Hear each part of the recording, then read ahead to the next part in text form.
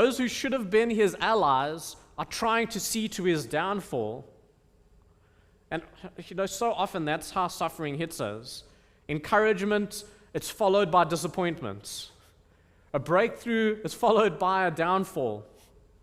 There's glimmers of hope, and then the next blow lands harder. And then look in verse 21. Saul's response is chilling.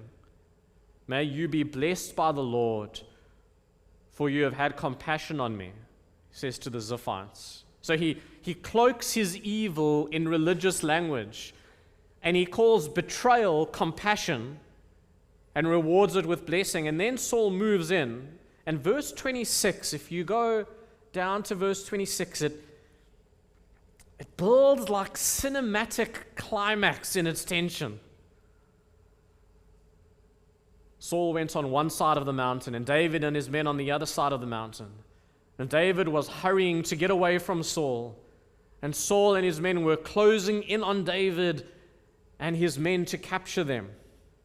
I mean, David's surrounded, no escape, the king's armies on every side. And then verse 27, but a messenger came to Saul saying, hurry and come, for the Philistines have made a raid against the land. Oh, the providence of God. No fire from heaven, no angelic host, just pagan invaders, and it's enough. Saul's pulled away, David spared. And then verse 29 tells us, David went up from there and lived in the strongholds of En-gedi. Saved again, not by might or cunning, but by God's quiet, sovereign hand, moving people.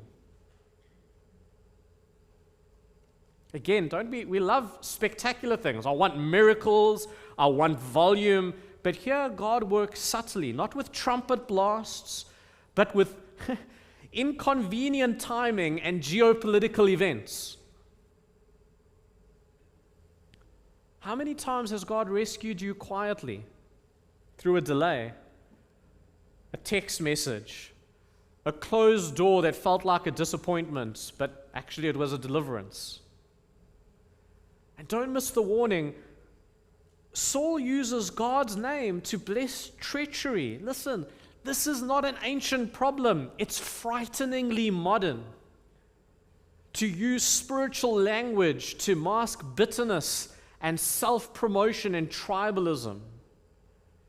Oh, would we never call something God's will when it is really our will in disguise?